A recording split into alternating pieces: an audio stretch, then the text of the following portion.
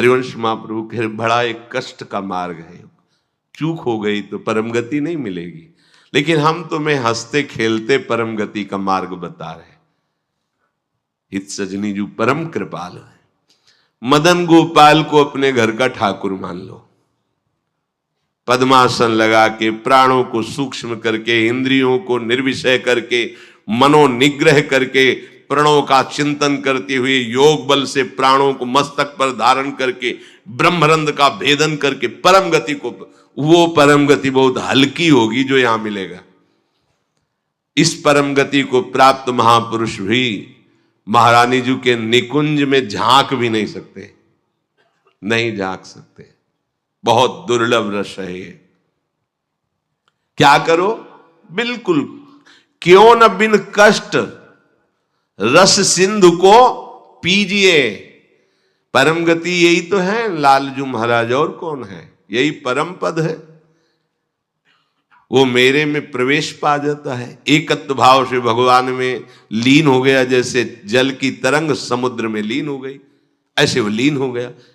यहां का लीन होना अलग है। बहुत जल्दी आपको बिना किसी कष्ट के परम लाभ मिल जाएगा। ठाकुर सेवा विराजमान कर लो। मदन गोपाल, लाडले लालजू, राधा नाम या राधा वल्लभ रूप, प्रियालाल, जो भी भाव जैसे बन पावे, ठाकुर सेवा विराजमान कर लो। इनकी दासता से परम गति तुम्हारे पीछे पड़ी रहेगी। स्वीकार कर लो, स्वीकार कर लो। हम नहीं कह रहे, तस्मात् शास्त्रम प्रमाणम दीयमानम न गृहणन्ति बिना मत सेवनम जनाहा। जो सारूप्य सामीप्य सारिष्ट एकत्वाद मोक्ष है, परम गति है, वो भगवान देते तो मना कर देते, हमें नहीं चाहिए, बस हमें आपकी सेवा चाहिए। बिना मत सेवनम जनाहा, आपकी सेवा छूट जाए ऐसा मुझे मोक्ष आदि नहीं चाहिए, परम गति नहीं चाहिए। महाप्रभु कह रहे हैं क्यों कष्ट में कदम रख रहे हो? आओ, बिल्कुल सहज सरलता से परम गति तुम्हारे पीछे पड़ी रहेगी और रस सिंधु का तुम पान करोगे। क्या? इन ठाकुर का श्रृंगार करो। बहुत रिजवार है, इनको आपका भाव चाहिए। जैसे भी आप हो, कोई शर्त नहीं है कि ये चीज होनी ही चाहिए, नहीं। देखो, बाजरे की रोटी और नमक, धन्ना जाट, कुछ नहीं है, दूसरी वस्तु नहीं है ही नहीं घर में। और ठाकुर साथ खेला कि नहीं खेला? आज तक वर्णन किसी भोग का ठाकुर जी ने नहीं किया। वाह वाह, सुदामा के तंदुल पाके बोल पड़े वाह। आज जो तृप्ति मिली वो कहे, सबरी के बेर पाकर के ठाकुर जी को तृप्ति हुई। तो अगर 56 भोग से तृप्ति होती तो फिर बात अलग थी कि हम गरीब कैसे भोग लगा पाएंगे। लेकिन हमारे ठाकुर को आपका भाव चाहिए। गर्व है कि मैं 56 भोग लगाता हूं, ठाकुर ने देखा भी नहीं, दृष्टि भोग भी नहीं लगाया, क्योंकि गर्व रूपी दूषित वस्तु उसमें पड़ी है और भाव रूपी परम स्वादिष्ट वस्तु पड़ी है। तो बाजरे की रोटी को रोकना पड़ा धन्ना जाट को कि तू 3 दिन हो गए, पूरी रोटी खा लेगा तो मैं भूखा रह जाऊंगा, आधी तुम पाओ आधी हम पाएंगे। नवकिशोर ठाकुर जी, नई अवस्था, धन्ना जाट, खेल रहे ठाकुर भाव। महाप्रभु कह रहे हैं मदन गोपाल का श्रृंगार करो, उनकी आरती उतारो। देव ऋषि नारद, शुकाचार्य, भगवान व्यासदेव जी आदि बड़े बड़े महापुरुष कह रहे हैं यदि मदन गोपाल ठाकुर की सेवा की तो बिना कष्ट के परम गति, परम सुख तुम्हें वरण कर लेगा। बिना कष्ट के तुम परम सुख सिंधु में डूब जाओगे, विश्वास करो। हरिवंश महाप्रभु कह रहे हैं अगर करी धूप कुमकुम मलय रंजित, नौबर्तिका घृत सो पूरी राखो, कुसुम कृत माल नंदलाल के भाल पर, तिलक करी प्रगट यश क्यों न भाखो। भोग प्रभु योग भरी थार धरि कृष्ण पे। मुदित भुज दंडवर चमर ढारो। आचमन पान हित मिलत कर्पूर जल। सुभग मुखवास कुलता पिजारो। शंख दुंदुभि पणवो घंट कल वेणुरो। झल्लरी सहित सुर सप्त नाचो। मनुज तन पाई यह दाय ब्रजराज भज। सुखद हरिवंश प्रभु क्यों न याचो। मनुज तन पाए यह दाय ब्रजराज भज। सुखद हरिवंश प्रभु क्यों न याचो। आरती मदन गोपाल की कीजिए। आरती मदन गोपाल की कीजिए। आरती सजाओ, ठाकुर को सुंदर सुंदर सुवासित जल से स्नान करा के, कोमल वस्त्रों से श्रीअंग प्रक्षालन करके, पोछ करके विराजमान करो। सुंदर पोशाक धारण कराओ। सुंदर धीमे धीमे चंदन घर्षण करो, केसर कपूर डाल के ऋतु के अनुसार धीरे धीरे, इसलिए मोटा ना हो। स्थूल हुआ तो पत्रावली ठीक नहीं बनेगी, पत्रावली करो। सुंदर सुंदर पुष्प लाओ चयन करके। दो चार पुष्प ही वृंदावन के हो गए तो लाखों करोड़ों के बाहर के पुष्प समानता नहीं कर सकते। इस धाम में जो प्रगट पुष्प है, किसी भी लता के दो चार पुष्प कोमल पत्ते चढ़ा दो, हमारे ठाकुर रीझ जाएंगे। सुंदर सुंदर पुष्पों की माला गूंथो। अहो भाग्य है उनके जो रोज श्री जी की सेवा में ये सेवा का सौभाग्य। सुंदर सुंदर आभूषण फूलों के, माला फूलों की धारण कराते हैं। अहो भाग्य, जीवन धन्य है, उनका हाथ धन्य हो गया। पूर्व जितने भी हाथों से हमारे कर्म नहीं होने चाहिए वो हुए हैं, वो सब भस्म हो जाएंगे, क्योंकि अब ठाकुर सेवा में हाथ लग गए। आप ठाकुर जी की रसोई अमनिया कर रहे, ठाकुर जी की रसोई अमनिया किए हुए पात्रों को अमनिया कर रहे, आप पोछा लगा, कृतकृत्य हो गए।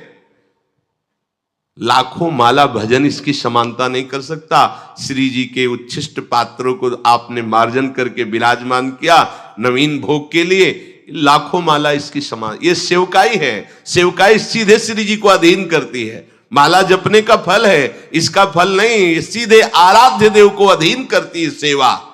जैसे उपासक रात में जग करके, नींद ना लेकर के, कष्ट सहते हुए वर्षों का अभ्यास, ये श्रृंगार करते, इसमें 2-4 घंटे नहीं लगते हैं।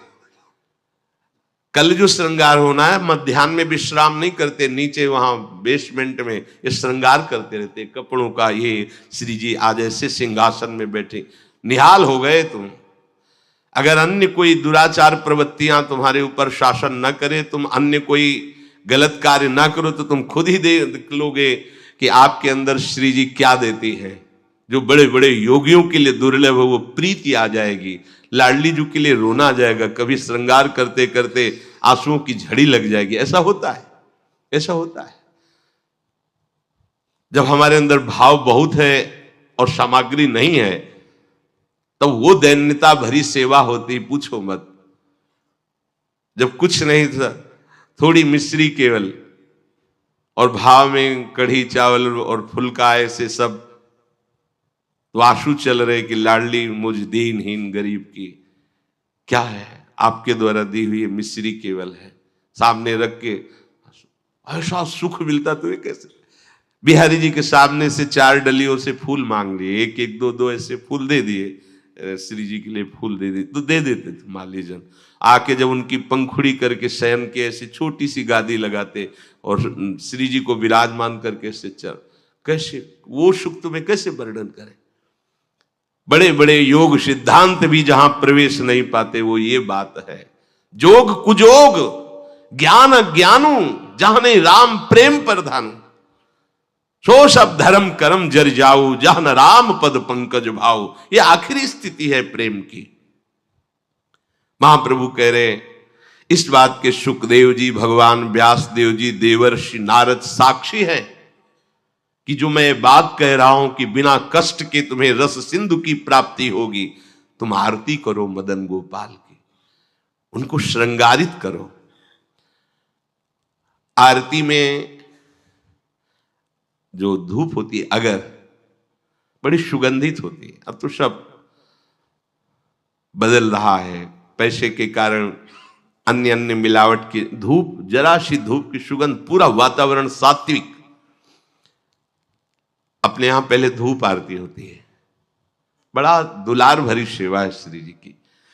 फिर इसके बाद जो बत्ती की नोक होती है उसमें चंदन लगाया जाता है, ऐसे सूखा चंदन पिसा हुआ सूखा, ऊपर से केसर, तो वो हल्का सा केसरपन लिए हुए चंदन, क्योंकि जो ही हम प्रज्वलित करेंगे तो पहले धुआं ना निकले, सुगंध निकले।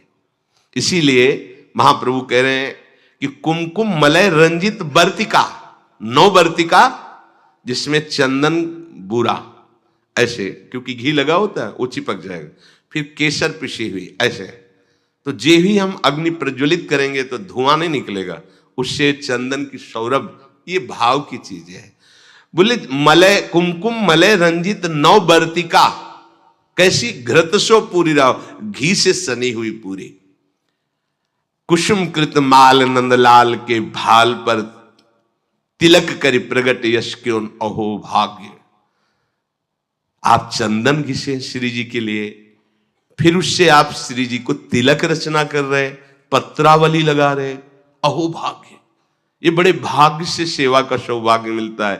पूज्यपाद उड़िया बाबा, भजन करना भी बहुत कठिन बात है, लेकिन भजन किया जा सकता है, पर सेवा करना बहुत कठिन है, क्योंकि सेवा में सुख की चाह का नाश होता है। सेवक सुख चाह मान भिखारी, व्यसनी धन शुभ गति बेविचारी, ये तो मूर्खता है। सेवक सुख की चाह करे नहीं, सेवक सुख देने की चाह रखता है। भिक्षुक मान त्यागी होता है, बैरागी मान त्यागी होता है। सुंदर सुंदर फूलों की माला प्रभु के गले में धारण करवावे, सुंदर तिलक रचना करे। तिलक रचना और माला धारण करवाते समय यश क्यों ना भाके। जैसे आप श्री जी का श्रृंगार कर रहे हो तो आपको गुनगुनाना चाहिए अंदर, ब्रजनव तरुणी कदम्ब मुकुट मणि श्यामा आजू बनी, नख शिख लो अंग अंग माधुरी मोहे श्याम धनी। ब्रजनव तरुणी कदम्ब मुकुट मणि श्यामा आजू बनी।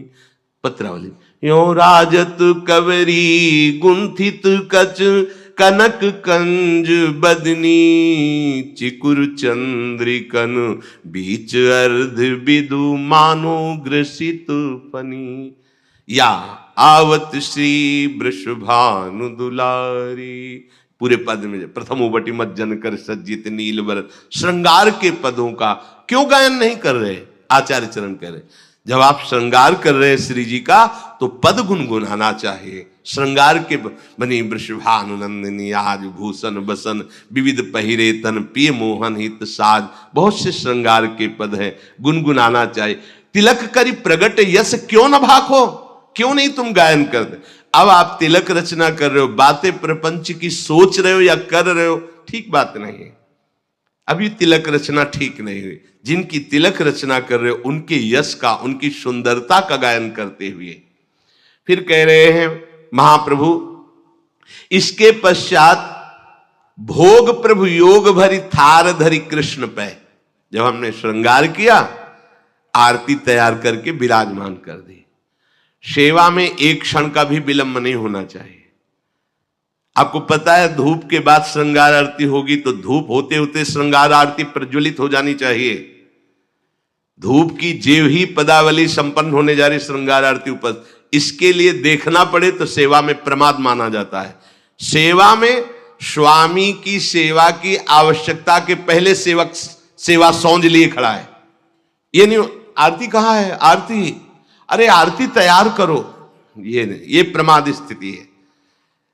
इसलिए सबसे पहले प्रभु ने कहा है आरती तैयार कर ली, श्रृंगार किए हुए प्रभु को तिलक लगाए, माला पहनाए, अब भोग लगा, आरती तैयार है पहले से। जैसे उस दिन त्रुटि नहीं, ये विलंब नहीं, सेवा में प्रमाद नहीं। स्वामिनी जी के मन में बाद में आता है सखियां पहले सेवा सौंजे करती, आज ऐसा होगा, पहले ही पता है उनको, तो आपको तो पता है ना, पहले धूप के बाद श्रृंगार आरती। अब भोग, भोग प्रभु योग भरी थार धरी कृष्ण पे। योग में दो भाव होते हैं, एक होता प्रभु के योग्य भोग, ऐसा नहीं कि तुम अपनी मनमानी की प्याज लहसुन छौके प्रभु का ही सब बनाया हुआ है, सब मूर्खता नहीं। फिर प्रभु के बनाए हुए और भी कुछ हैं जो तुम नहीं भोग पाओगे, दंड विधान, नरक, रोग नहीं भोग पाओगे। भोग प्रभु के योग्य लगाओ, जो हमारे प्रभु नहीं पा सकते वो हम नहीं पा सकते, इसलिए प्रभु के योग्य भोग लगाओ। शास्त्र सम्मत, संत जन सम्मत जो प्रभु को भोग लगाने योग्य पदार्थ है वही भोग लगाना चाहिए। बहुत उद्दंडता सेवा में नहीं होते। प्राय प्रभु ने ही तो बनाया, प्याज लहसुन हम उसको भोग लगा देते हैं, तो क्या है, उन्होंने ही तो बनाया है। हाँ, उन्होंने नरक भी बनाया है, तो आपको घुमा देंगे तो क्या परेशानी होगी, आपको थोड़े दिन रख लेंगे नरक में तो आपको कोई परेशानी, फिर परेशानी ही परेशानी है। कैंसर भी प्रभु ने बनाया है, किडनी फेल भी प्रभु ने बनाया है, हार्ट, बड़ी समस्याएं, तो समस्याएं भी तो प्रभु ने बनाया है। होश में भोग प्रभु योग भरी, प्रभु के योग्य जो पदार्थ है वो थाल में रखो। दूसरा आध्यात्मिक आंतरिक भाव, योग कहते हैं अपनेपन का। इतना अपनापन हो कि मेरे लाडले हैं। अब कैसे, जैसे मां अपने बच्चे को जब भोग पवाती है तो क्या अच्छी से अच्छी वस्तु पवाती है। कोई चाह होती है क्या, चाह एक ही होती, भरपेट बच्चा पाले। पूरा दूध खाली करो, खाली करो, नहीं खाली करोगे ना बाजार नहीं लिवा जाएंगे, तुम्हारे लिए वो चीज नहीं लाएंगे। फिर और अगर नहीं खा, एक थप्पड़ मारा पूरा, वो रोष प्रकट कर रही काय के लिए, पूरा खाली करो दूध, अभी तो इतना कम पिया है। और उसकी भाव दशा को देखो कितना प्यार भरा है, क्यों, अपनापन है ना, मेरा लाला है तो मेरे लाडली लाल है, मेरे लाल। अपनापन, इतना गाढ़ अपनापन कि कहीं अपनापन रह न जाए, ये प्रभु को भोग लगाना होगा। अगर इस अपनेपन में भर करके आप एक नमक से चुपर कर रोटी भी रख देंगे तो हमारे प्रभु उसे छोड़ेंगे नहीं, पाएंगे। अपनापन प्रभु से नहीं है तो दुर्योधन ने भी व्यवस्था की थी भगवान की, देखा भी नहीं। अपनापन है विदुरानी को मेरे प्रभु, तो छिलका वाह वाह करके पा रहे हैं। वाह कितना स्वाद है इसमें, केले में नहीं छिलके में ये भोग लग रहा है। काहे का, योग भरी, युक्त होकर, प्रभु में तदात्म होकर, प्रभु के प्रेम में डूबी विदुरानी, केले का छिलका दे रही, होश भी नहीं है। तो महाराज को भी, सर्वज्ञ प्रभु को भी होश नहीं। वो ये नहीं बोले कि अरे सुनो सुनो छिलका फेंको, ये गूदा हमें लाओ ना केला, ऐसा नहीं। वो भी मस्ती से विदुर जी पधारते हैं, अरे पगली ये क्या कह रही, प्रभु को छिलका छीन के गूदा दिया। प्रभु की आंख खुली, जैसे वो डूबी थी ऐसे प्रभु डूबे थे। वो पवाने में डूबी थी, प्रभु पाले में डूबे थे। आंख खुली, बेस्वाद हो गए विदुर जी, अब वो स्वाद नहीं रहा क्योंकि तुम्हारी बुद्धि लग रही है, वहां बुद्धि ही नहीं रही। ऐसा योग हो गया है कि भोग चक्क लग रहा है। ये है वास्तविक भोग। दो प्रकार का भाव इसमें कि प्रभु के योग्य ही भोग थार पे विराजमान करे, और दूसरी बात प्रभु से इतना अपनापन हो जाए कि अपनेपन में आप थोड़ा सा जल भी देंगे तो अमृत जैसा प्रभु से पान करेंगे। प्रभु योग भरी थार धरी कृष्ण पे अब सुंदर भोग लगाया। आचमन पानहित मिलत कर्पूर जल, सुवासित सुगंधित। ऋतु के अनुसार सर्दी है, हल्का सा गुनगुना जल, गर्मी का समय है, शीतल जल, थोड़ा कपूर मिश्रित, थोड़ी इलायची डाल लें, सुगंधित सुवासित। जितना भाव करोगे ना आप, अच्छा आपके पास कुछ नहीं तो भाव के में क्या जाता है, अमुक अमुक पदार्थ डाल दे, बड़ा सुवासित बड़ा सुगंधित जल अब आचमन करा रहे हैं। प्रभु स्वीकार कर रहे हैं। वस्तु भोक्ता प्रभु तब होते जब आपके अंदर भाव हो। तो पहले भाव भोगा फिर वस्तु, अगर भाव नहीं तो वस्तु भोक्ता प्रभु नहीं होते, ये ध्यान रखना। वस्तु वापस तुम्हें मिलती है ना, तो ऐसा नहीं कि भोग नहीं लगा, पक्का प्रत्येक कण कण का भोग लगना, क्योंकि आपका भाव उसमें मिला। भाव प्रभु ने पा लिया और उच्छिष्ट वस्तु आपको दे दी। अब जब आप पाओगे तो वही उच्छिष्ट प्रसन्नता प्रदान करेगा। प्रसादे सर्व दुखानाम हानि रस्योपजायते, समस्त हानि, वह अखंड प्रसन्न, ऐसी प्रसन्नता में भगवत प्रेम स्फुरित होता है। आचमन कराया सुगंधित जल से, फिर सुभग मुखवास, मुखवास पान की बीड़ी, सुंदर पान की बीड़ी, इलायची नारियल आदि डाल के सुंदर तैयार कर प्रभु को पवाया। मुखवास, इससे क्या होगा, जितने भी दैहिक दैविक भौतिक ताप है सब तुम्हारे नष्ट हो जाएंगे। जितने भी ताप समूह के समूह सब भस्म हो जाएंगे।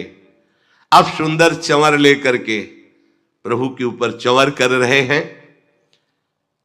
फिर शंख दुंदुभी पणव घंट वंशी झल्लरी, ये सब स्वर से एक साथ बजावें और फिर प्रियालाल की आरती करें।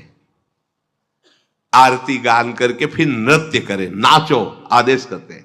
झल्लरी सहित सुर सप्त नाचो।